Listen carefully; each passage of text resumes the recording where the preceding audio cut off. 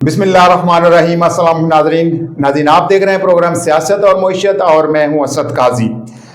ناظرین، قرض تو حکمران لیتے ہیں لیکن اتارنا قوم کو پڑتا ہے۔ اس وقت پورا پاکستانی ہمارے حکمرانوں نے OLX پہ لگایا ہوا ہے۔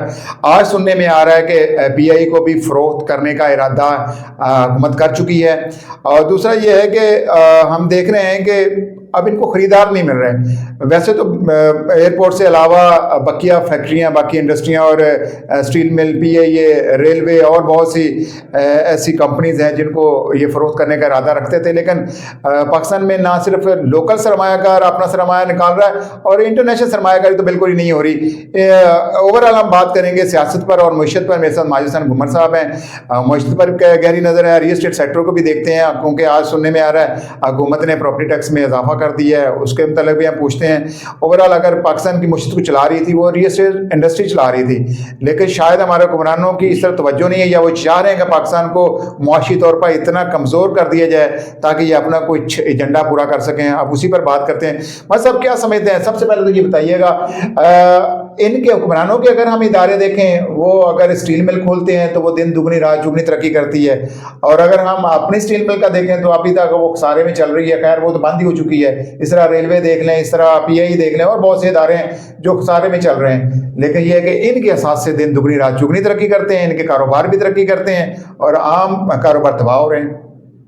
جی شکریہ، آپ نے یہاں پہ مجھے مدعو کیا۔ جی بھائی صاحب، تو اس میں یہ ہوتا ہے کہ جب بھی آپ کسی نہ کسی ڈپارٹمنٹ کے اوپر جب آپ اپروچ کریں گے نیگیٹو، اس کے تھرو آپ کسی بھی ڈپارٹمنٹ کے ہیڈ کو لگائیں گے، کسی بزنس کے اندر کسی بندے کو انوالو کریں گے، تو وہ آیا ہوتا ہے سیکنڈ ڈوٹس کے تھرو۔ وہ کنفیوز ہوتا ہے، وہ سب سے زیادہ کنفیوز ہوتا ہے اپنی چیئر کو لے کے۔ اس کا فوکس ہوتا ہے کہ جی میری چیئر سیف رہے، میرے سے کوئی بھی کام کرا لیں۔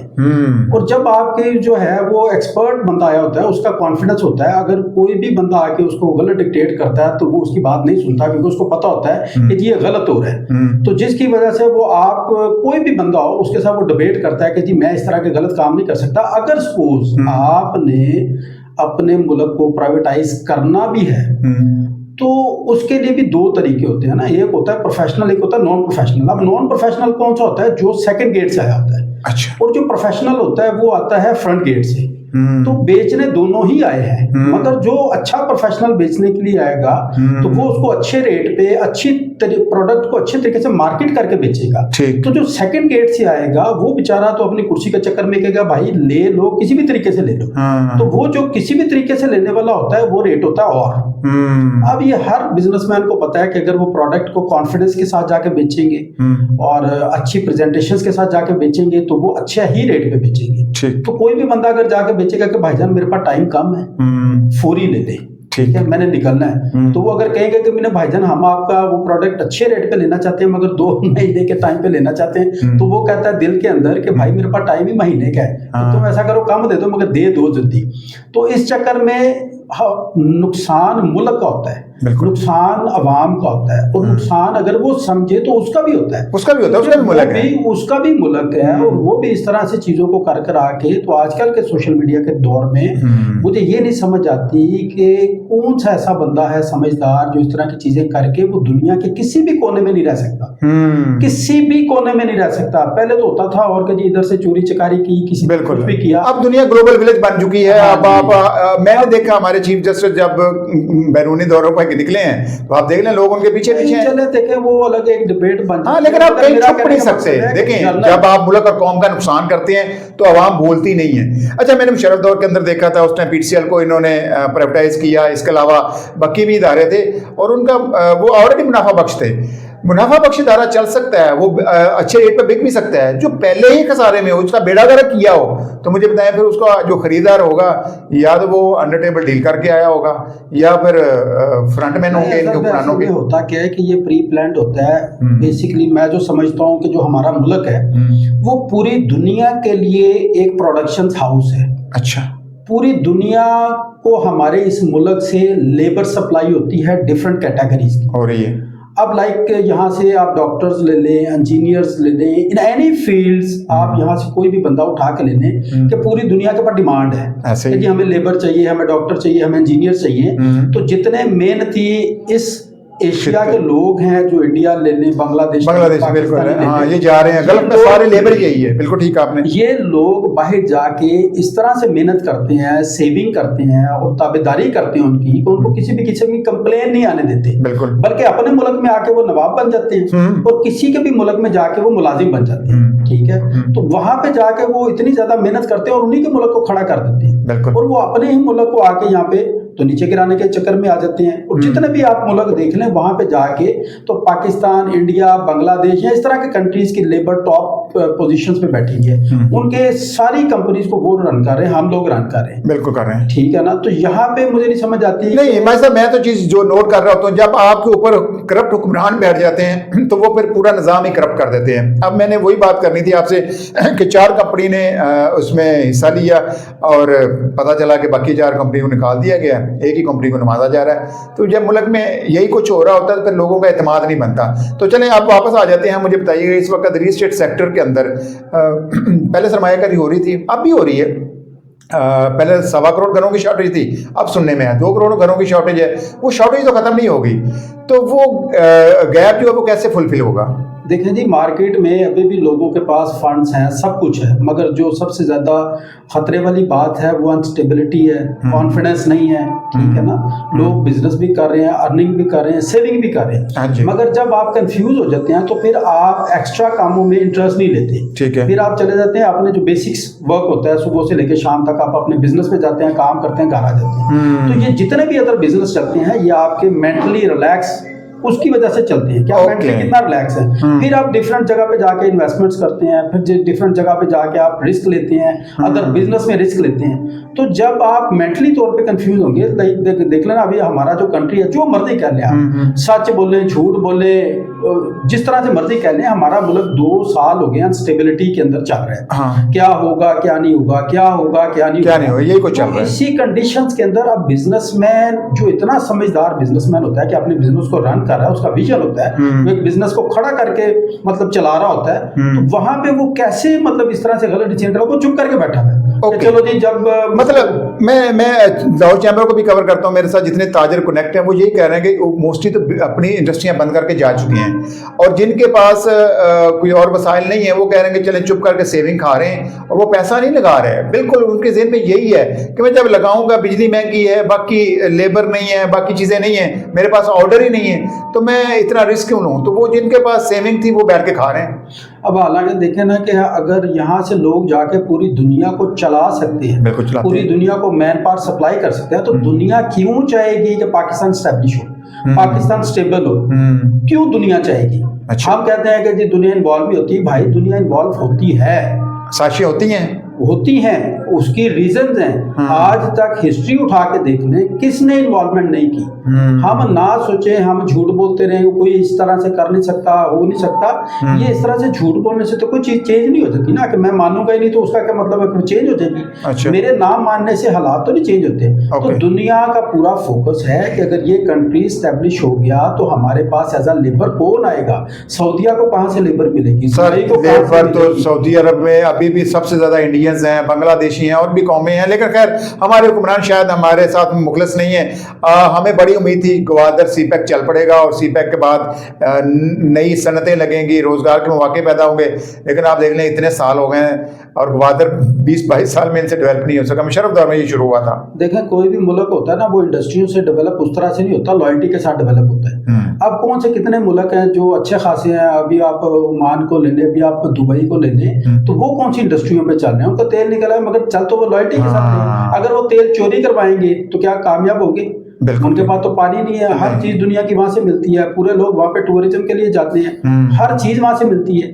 तो ये जो इंडस्ट्री लगना, फलां लगना, ये लगना, ये सारा अल्लाह ताला ने। नहीं तो फिर आपके ज़हन में क्या चीज़ आती है? देखिए कुदरत ने वसाइल से माला माल किया, पाकिस्तान में वसाइल की कमी नहीं है। आपने मादियात की बात की, आपने ऑयल एंड गैस की बात की, तो बलोचिस्तान भरा हुआ है। मैं वो अभी वीडियो हम देखते हैं कि गैस खुद से, तेल खुद से उबल रहा है, लेकिन हम निकाल नहीं रहे। तो मतलब वसाइल की कमी तो नहीं है, नीयत की खराबी है। मैं यही कह रहा हूँ कि आपको चीज़ों की अवेलेबिलिटी उस तरह से कंफ्यूज ना हो। आप सिर्फ देखें कि आप में कमी किस चीज़ की है, वो है लॉयल्टी। ठीक है, मुल्क के साथ लॉयल्टी नहीं है। जब लॉयल्टी आ जाएगी तो आप जो है वो आप बंजर चीज को भी चला लेते हैं। बिल्कुल। तो जब आप में लॉयल्टी नहीं है तो आप हरे भरे पाकिस्तान को बंजर कर देंगे।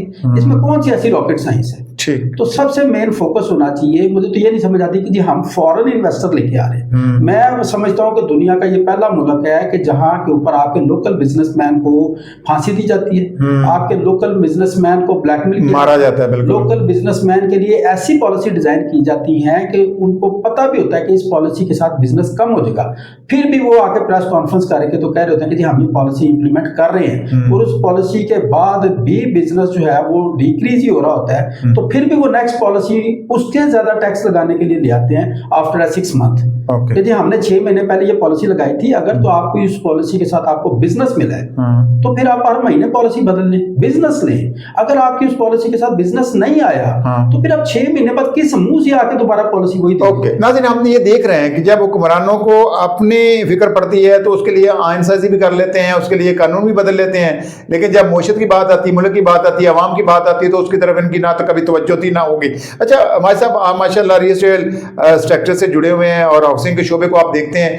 آپ مجھے بتائیں گے, ملک ریاض پاکستان میں ایک ٹرینڈ سیٹ کرنے والا ایک پائنیئر ہے جس نے ہاؤسنگ کے شعبے میں ایک جدت لے کر آیا. اس کے بعد بہت سی ہاؤسنگ سوسائٹیز پاکستان میں آ گئی, فراڈ بھی ہوا لیکن لوگوں نے ڈیلیور کیا. اگر ہم اتھارٹیز کی بات کریں, نہ سی ڈی اس طرح ڈیلیور کر سکا, نہ ایل ڈی اے, نہ جی ڈی اے, نہ کوئی اور اتھارٹی. تو ملک ریاض جیسا آدمی کراچی میں ایک نیا شہر آباد کر سکتا ہے, لیکن ہمارے حکمران سے گوادر میں 22-23 سال میں شہر نہیں آباد ہو سکا. تو آپ نے بالکل صحیح بات کی, لائلٹی نہیں ہے. لائلٹی نہیں ہے, اور ساتھ میں دیکھیں کوئی بھی بزنس ہوتا ہے نا, کوئی بھی بزنس چلتا ہے ایکسپیرینس کے ساتھ. ملک صاحب نے اگر گرو کیا تو وہ انہوں نے ایکسپیرینس کے ساتھ گرو کیا نا. اچھا. انہوں نے ڈگریوں کے ساتھ گرو نہیں کیا, تجربے انہوں نے پریکٹیکل کر کے ڈلیور کیا. اچھا. اور اپنے ملک کے ساتھ وفا کی, سارا کچھ کیا, مگر ان کو ماشاءاللہ سے جو ہمارے ملک کی ہسٹری ہے کہ ان کو وہی صلہ ملا جو یہاں کے مقامی اچھے قابل بزنس مین کو ملتا ہے کہ ان کو ملک چھوڑنا پڑا.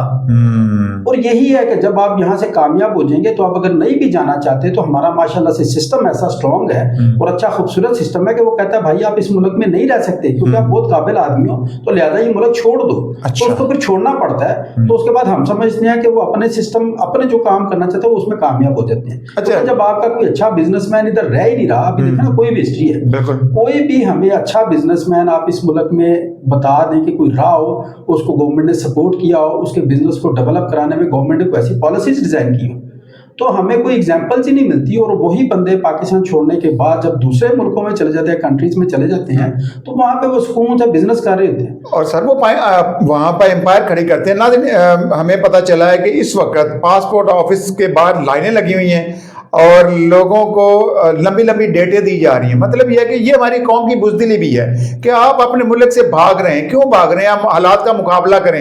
لیکن یہ بزدلی میں سمجھتا ہے اس قوم کی کہ یقین جانے لوگ کیوں میں لگے ہوئے ہیں کہ ہمیں کسی غیر ملک کا ویزا مل جائے, چاہے ہمیں جا کر وہاں پیٹرول پمپ پہ یا ہمیں کچھ اور سویپر کی نوکری مل جائے, لیکن ہم اس ملک سے بھاگنا چاہ رہے ہیں. تو یہ بھی کم از کم مجھے نوٹ کرنا ہے. وجہ پتہ کیا ہوتی ہے صاحب, اس کو بزدلی نہیں کہا جاتا. دیکھیں نا, ظلم جو ہوتا ہے نا, وہ ظلم کا کوئی حد ہوتی ہے نا, اور ہر بندہ کیوں ظلم برداشت کرے, کیوں رہے ادھر. وجہ کیا وہ مطلب وہ پاگل ہے کہ جی وہ اپنے بچوں کے لیے خود ظلم برداشت کرتا رہے, کہاں پہ کون سے اس کو چوائس ملتی ہے وہ چلا جاتا ہے. اچھا مطلب آپ کا بڑے بڑے بزنس مینوں کے ساتھ اٹھنا بیٹھنا ہوتا ہے, لوگوں کے پاس سرمایہ تو پڑا ہوا ہے, لوگ سوچتے بھی رہتے ہیں, لیکن ابھی اسی وقت سرمایہ لگانے کو کوئی تیار نہیں ہے. لیکن آپ کا روپیہ ڈیویلیو ہو رہا ہے اور سننے میں آ رہا ہے شرح سود کے اوپر بھی, حالانکہ فضل الرحمان نے نئی ترمیم میں کہا جی 2028 میں سود کا خاتمہ ہوگا, ایسا تو نظر نہیں آتا, نہ کبھی امپلیمنٹ ہوگا. تو آپ کو یہ لگتا ہے کہ اس وقت جو بینکس میں رکھ کر سود کھا رہے ہیں یا کہیں سرمایہ کاری کر رہے ہیں وہ بھی مجبوری کے تحت کر رہے ہیں کہ چلیں جی اپنا وہ کچن چلا لیں, اپنا روزمرہ کا جو کاروباری زندگی وہ چلا لیں؟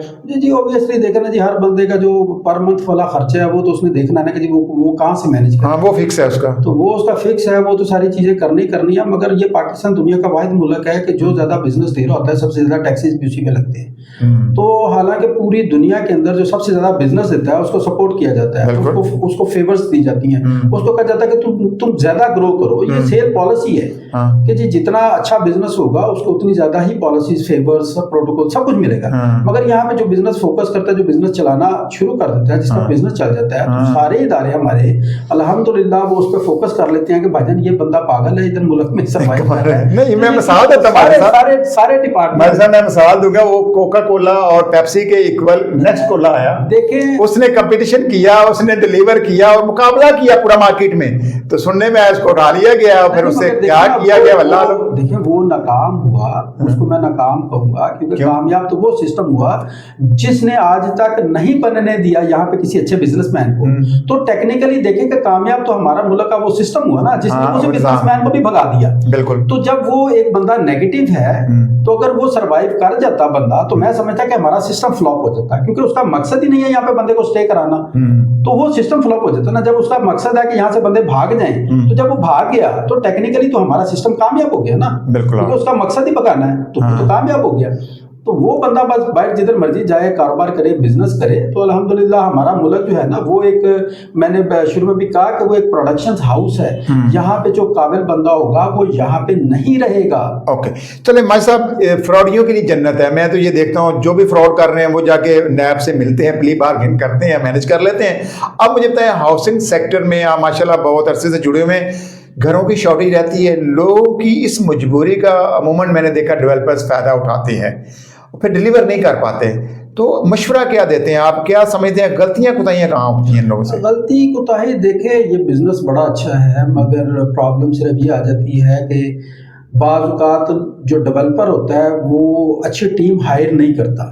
اچھا، نہ کہ وہ فراڈیا نہیں ہوتا اس طرح سے، مس مینج ہو جاتا ہے۔ نہیں، مال اکٹھا کرنا شروع کرتے ہیں آپ کے پاس اربوں روپے آ جاتے ہیں، آپ بائنگ کرتے جائیں۔ نہیں دیکھیں، اربوں روپیہ جب آ جاتا ہے آپ کو، نہ وہ بھاگنا چاہتا ہے، نہ جو پیسے دے رہے ہوتے ہیں وہ غلط نیت سے دے دیتے ہیں یا وہ امید پہ دے رہے ہیں۔ صرف یہ ہوتا ہے کہ نہ تو کوئی ہمارے ہاں ادارہ ایسا ہے جو اس کو سپورٹ کرے، ٹھیک ہے، اور نہ ہی وہ بندہ کو اچھی ٹیم، اچھے بندے ہائر کرتا ہے جن کا کوئی ایکسپیرینس ہوتا ہے۔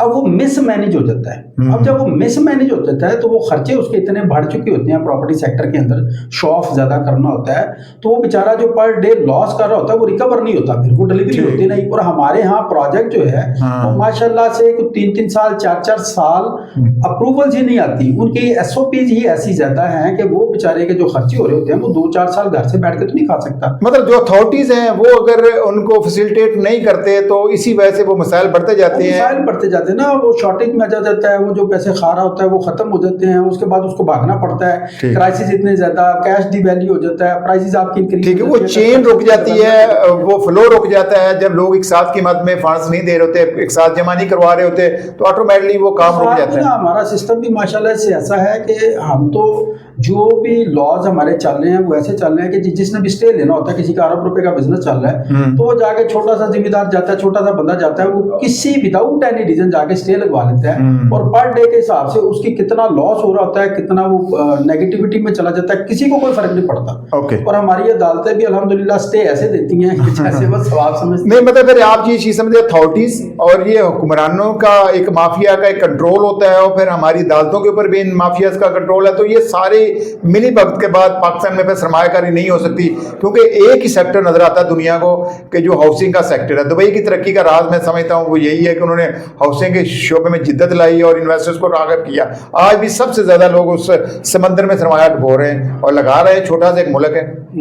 نہیں جی، دیکھیں جی، پوری دنیا کے اندر جو ہے نا پراپرٹی سیکٹر ایسی چیز ہے کہ پیسہ پار کی ادھر ہوتا ہے۔ اب آپ نے ایک انڈسٹری لگا دی، اس کی پروڈکشن لائک کہہ لیں کہ 10,000 ہے پر منتھ، اس کی ڈیمانڈ بھی 10,000 ہے پر منتھ۔ اب جو 10,000 سے وہ کیوں بڑھائے، انڈسٹری کیوں لگائے؟ تو جو بھی اس نے ارننگ کرنی ہے وہ کسی نہ کسی پراپرٹی سیکٹر میں ڈالنی ہے نا پیسے، کیونکہ پراپرٹی ایسی چیز ہے کہ اس کو سب سے سیکیور لگتی ہے۔ تو اب ایک آپ کی انڈسٹری لگ گئی ہے، اس کی ڈیمانڈ اور اس کی سپلائی سیم ہے، تو وہ پیسے تو ارننگ تو اس کی بند ہی ہو رہی ہے، اس لیے ارننگ کسی نہ کسی جگہ پہ تو سیکیور کرنی ہے۔ اوکے، تو میں ماجد صاحب آپ کی بات کو سیکنڈ اس لیے کروں گا کہ گوہر اجاز صاحب ایپٹما کے چیئرمین بھی ہیں اور ان کی کافی زیادہ تعداد میں فیکٹریز ہیں، انہوں نے فیکٹریاں بند کر دی ہیں، لیکن ان کی ہاؤسنگ سوسائٹی ہے لیک سٹی، وہ اس کا بزنس چل رہا ہے. تو مطلب انہوں نے صرف فوکس ہی ریل اسٹیٹ پہ کر لیا, انہوں نے انڈسٹری کو بند کر دیا.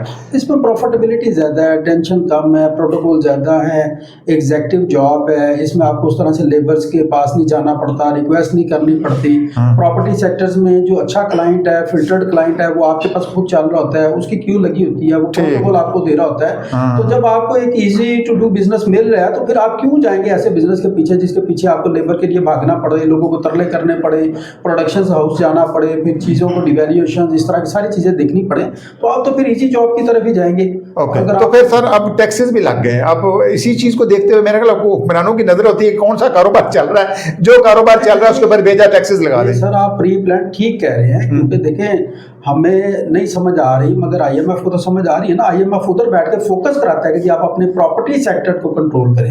اٹ مینس کہ وہ چاہتا ہے کہ اگر یہ سیکٹر بھی کلوز ہو جاتا ہے تو پھر ہی میرے پاس یہ غلاموں کی طرح آتے رہیں گے اور پیسے مانگتے رہیں گے. اچھا, وہ کیوں آپ کے پیسے ایسی جگہ پہ لگوائے گا جہاں سے آپ کو گرو کرنا, مطلب اکنامک ہٹ مین والا یہ کردار ادا کر رہے ہیں ہمارے حکمران. دیکھیں آئی ایم ایف نے کبھی زندگی میں آپ کو سٹینڈ کرنے کے لیے نہیں آنا. دنیا کا کوئی ملک نہیں دکھایا جہاں ہمارے ساتھ کوئی ایگزامپل میں نہیں ہے کہ جو آئی ایم ایف کے فنڈز کے اوپر چلا ہو ترقی کی. دیکھیں آئی ایم ایف جدھر بھی جائے گا وہ ایک مطلب لابی الگ ہے, اس کا مقصد ہوتا ہے آپ کو کرائسس میں لے کے آنا, آپ کو غلام بنانا. ٹھیک ہے, اس خطے کے اندر جو ہے وہ. تو ماجد صاحب مجھے بتائیں, قرضے پہ گھر نہیں چل سکتا تو قرض پہ پورا ملک کیسے یہ چلانا چاہ رہے ہیں, اور پھر اپنے للے ترلے اپنی عیاشیاں ختم کرنے کو تیار نہیں ہیں. دیکھیں وجہ پتہ کیا ہوتی ہے, چل کچھ بھی نہیں رہا, چیزیں بک رہی ہیں, اور جو بیچ رہے ہیں وہ اپنی چیزیں تو نہیں بیچ رہے, ملک اور قوم کی بیچ رہے ہیں, ملک کو قوم کی بیچ رہے ہیں, اور ان کو اس میں کمیشن ملتا ہے. اور جب مجھے آپ کسی بھی چیز میں کمیشن دینے ہیں تو پھر میرا فوکس تو ادھر ہی ہوگا کہ بھائی جان لے لیں, کسی بھی ریٹ پہ لے لیں.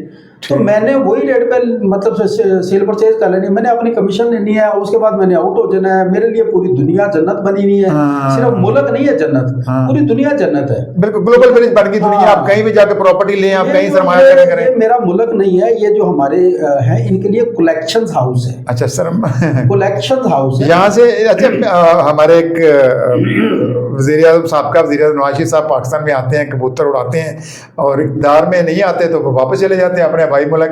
تو یہ پھر یہاں کلیکشن کرنے آئے تھے, بزنس کرنے آئے تھے, کیا کرنے؟ نہیں وہ تو دیکھیں جی وہ بھی اب مجبور ہے, ان کو بھی پتہ ہے, مگر کچھ ایسی پاورز ہوتی ہیں کہ جو کہ اس طرح کی چیزوں کو انڈر گراؤنڈ نہیں جانے دیتی, آپشنز رکھتی ہیں. جیسے میں ایک پلیئر ہوں تو میں نے اپنے جو کیز ہیں ان کو تو رکھنا ہے نا, اب میں نے کھیلنا نا کسی کے ساتھ, تو یہ اگر کیز ٹوٹنا بھی چاہے گی, ختم بھی ہونا چاہے گی, تو میں کیوں چاہوں گا کہ یہ ختم ہو جائے, پھر میں کیسے کھیلوں گا. تو اسی لیے یہ جو آج کل کے ہمارے سیاستدان ہیں نا بیچارے, یہ ویسے تو عوام کو کر رہے ہوتے ہیں کہ جی ہم پولیٹیشین ہیں, یہ کچھ بھی نہیں ہے, یہ کیز ہیں. اچھا یہ مورے ہیں اور یہ یوز ہو رہے ہیں, یہ مورے ہیں, انہوں نے بس پلے ہوتے رہنا ہے, ہوتے رہنا, ہوتے رہنا ہے. اور میں اپریشیٹ کرتا ہوں ان پاورز کو کہ جو ان کو پلے کرواتی ہیں. دیکھیں جی دنیا کا یہ لا ہے, جو اچھا ذہین ہوگا, جو پاور میں ہوگا, وہ دنیا میں اقتدار میں راج کرے گا, وہ بھلے نیگیٹو ہو یا پوزیٹیو ہو. ٹھیک ہے, جو اچھی گیم کرے گا وہ آن ڈیوٹی رہے گا, جو نہیں بیچارہ پلے کر سکتا. یہ دنیا کا لا, یہ اللہ کا لا ہے کہ اللہ تعالیٰ جو ہے وہ اس بندے کو نہیں نوازتے جو فارغ ترین ہو کے بیٹھا رہے. ٹھیک ہے, کہ جی میں نے محنت بھی نہیں کرنی اور میں نے اقتدار میں بھی رہنا. تو دنیا اس طرح سے نہیں چلتی. جو محنت کرتا ہے وہ اللہ معاف کرے کوئی بھی آ گیا ہے, جس نے محنت کی ہے اقتدار اسی نے دیا ہے. وہ آپ کی نیگیٹو پاورز ہیں, وہ آپ چلیں. یہ ہم نے دیکھا اس پورے خطے کے اندر یہی صورتحال ہے. افغانستان کے اندر آپ نے دیکھا امریکہ نے بہت عرصے تک کنٹرول کرنے کی کوشش کی, لیکن پھر بھی آ جا کے اقتدار پھر وہاں کے لوکل لوگوں کے طالبان کے ہاتھ میں آیا. اسی طرح ہم دیکھتے ہیں وہاں پر بھی بنگلہ دیش کے اندر بھی ایک انقلابی صورتحال پیدا ہوئی. پھر ہم انڈیا کی مثال لے لیں تو وہاں مودی ایک عرصے سے وہاں حکمرانی کر رہا ہے, لیکن اس نے ڈیلیور کیا اور طاقت کے رول پہ کیا, موشن بہتر کی. مودی صاحب کی کوالٹی کیا ہے؟ کچھ بھی نہیں. کیا ڈگری, ہر بندے کو پتہ ہے وہ بچوں سے چائے بیچتا, ظلم و جبر. اور نہیں سر, ظلم جبر کو سائڈ پہ کر دیں. دیکھیں یہ ظلم جبر کو نا کمزور بندے ڈسکس کرتے ہیں. اصل میں پلانز کو ڈسکس کرنا چاہیے. ظلم جبر کو جب آپ نے اس قابل, تو جو جس قابل ہے اس نے تو حکمرانی کرنی ہے. اب آپ کہیں کہ جی میں کسی قابل بھی نہیں ہوں تو دوسرے والا میرے پہ حکمرانی بھی نہ کرے, تو اس طرح کی چیزیں نہیں چلتی. مطلب یہ طریقہ کار پاکستان میں بھی اپنایا گیا ہے نا. آپ رجیم چینج کے اندر تو یہی کچھ ہو رہا ہے. ابھی جب الیکشن ہوتے ہیں عوام کے ووٹ کو عزت نہیں ملتی. یہ ہمیں پریکٹیکل ہونا چاہیے, ہم پریکٹیکل نہیں ہوتے. جو بندہ قابل ہے اس نے رہنا ہی رہنا ہے, وہ نیگیٹو ہے وہ پازیٹیو ہے. ٹھیک ہے, وہ جب عہدے پہ بیٹھ گیا پھر اس نے آپ پہ رول کرنا ہے, وہ آئے وہ جو بندہ اس کوالٹی پہ یا جو قابلیت نہیں رکھتا اس کو کلیم نہیں کرنا چاہیے کہ میرے ساتھ ظلم ہو رہا ہے. بھائی آپ ظلم اس طرح کا رونا بند کریں. اچھا, آپ اس قابل ہو جائیں کہ آپ اس کو نیچے لگا لیں, آپ خود اقتدار میں آ جائیں. ٹھیک ہے نا, تو آپ یہ نہیں کہہ سکتے کہ میں محنت بھی نہیں کروں گا. میں دو چیزیں نا یہاں اصول نہیں کہتے ہیں, پیار جنگ اور محبت میں جائز ہے, لیکن یہ بھی سننے میں یہ فارمولا طاقتور نہیں بنایا ہوا. لیکن یہ تو چیز آپ ماننے نا کہ ایک بندہ کہتا ہے میں نے اصول کو نہیں چھوڑنا, اصولوں پہ چلنا ہے, ایک کہتا ہے نہیں طاقت جس کی لاٹھی اس کی بھینس. کوئی بھی جو بھی اصول ہوتا ہے نا وہ چلتا ہے عدل میں. ہاں, سب سے پہلے آپ نے قائم کرنا ہوتا ہے عدل. ٹھیک ہے, اس کے بعد اصول ہوتا ہے. تو یہاں پہ جج بھی آپ خرید لیتے ہیں, آپ پورا نظام ہی خرید لیتے ہیں, یرغمال بنا لیتے ہیں. ہاں, تو جب عدل ہی آپ کا ختم ہو گیا تو پھر اصول کس چیز کے رہ گئی. ٹھیک ہے, پھر آپ چھوڑ دیں, پھر آپ پہلے آپ طاقت میں آئیں, جو جیسے لا ہے, جو قانون ہے کہ پہلے آپ طاقت میں عدل قائم کریں, جو ہمارا اسلام کہتا ہے. جب آپ عدل قائم کریں گے اس کے بعد پھر آپ چیزیں کہہ سکتے ہیں کہ بھائی میں غلط نہیں کرنا چاہتا, میرا اصول یہ ہے, میں اچھا ہوں, میں برا ہوں, جو بھی کرنا چاہتے ہیں. مگر سب سے پہلے آپ عدل قائم کریں. جب عدل نہیں ہوگا, اور عدل جو ہوتا ہے نا وہ آپ کا طاقت سے آتا ہے. عدل آپ کا گڑ گڑانے سے, ہاتھ جوڑنے سے, معافی مانگنے سے, گھٹنے ٹیکنے سے عدل نہیں آتے. عدل آپ کے آتے ہیں لڑنے سے, عدل آپ کے آتے ہیں پاور سے.